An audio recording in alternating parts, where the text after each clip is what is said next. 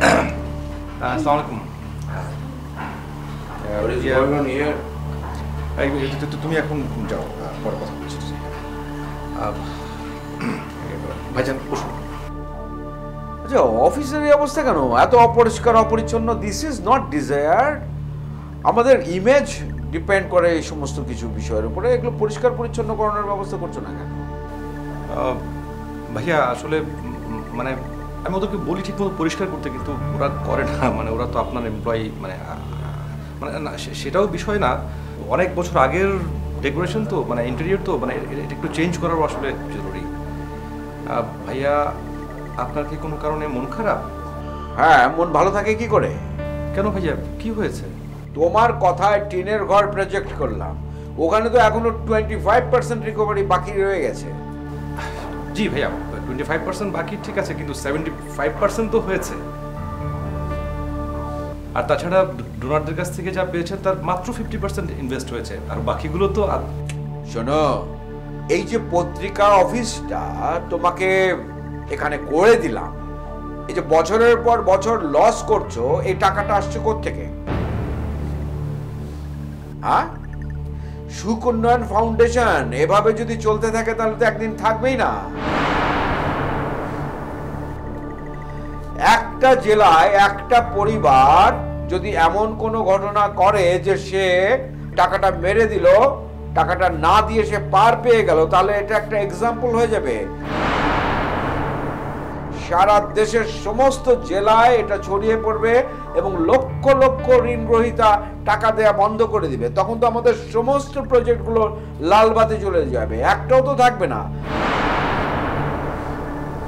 ফলে রিকভারির 1 টাকাও বাকি রাখা যাবে না।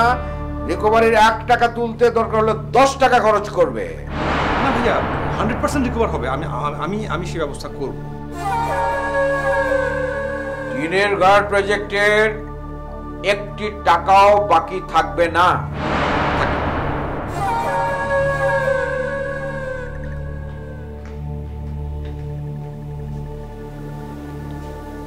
এক্সকিউজ মি স্যার, স্যার আপনার ঢেঁড়স শুদ্ধটা কি এখন দিয়ে দেবো? বেশি দেরি করলে কিন্তু স্যার আপনাকে করলা সিদ্ধই খেতে হবে।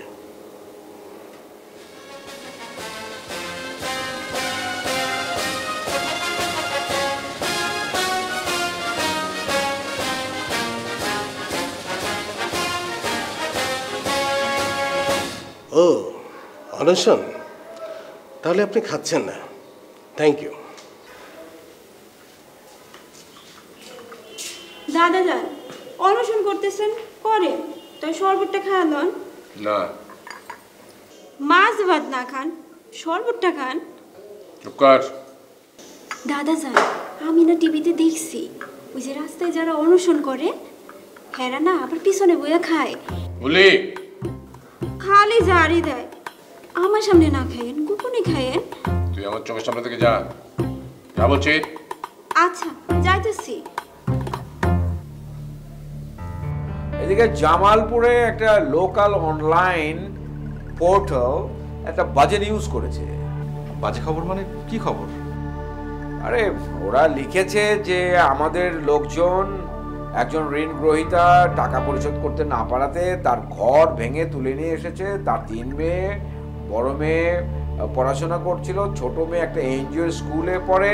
সুতরাং এই সমস্ত ঘটনার পরিপ্রেক্ষিতে যেটা দাঁড়িয়েছে, সে যেভাবে কনক্লুড করেছে সেটা হচ্ছে যে সমস্ত লোকজন, এলাকাবাসী সবাই ক্ষেপে গেছে, সুখ উন্নয়ন ফাউন্ডেশনকে ধিক্কার জানাচ্ছে। অন্যদিকে এনজিও যে স্কুল আছে তাদেরকে তারা খুব বাহবা দিচ্ছে। ও তাহলে তো ভাইয়া আমরা একটা কাজ করতে পারি, আমরা একটা স্কুল প্রতিষ্ঠা করতে পারি। স্কুল প্রতিষ্ঠা করো, ওই অনলাইন পত্রিকার সাংবাদিককে ম্যানেজ করার চেষ্টা করো। জি ভাইয়া।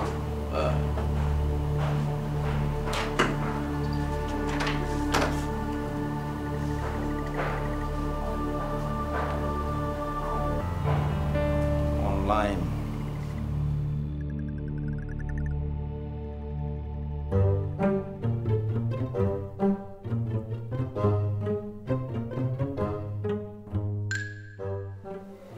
হে আল্লাহ, এই নতুন দম্পতিকে তুমি সুখে শান্তিতে রাখিও আল্লাহ।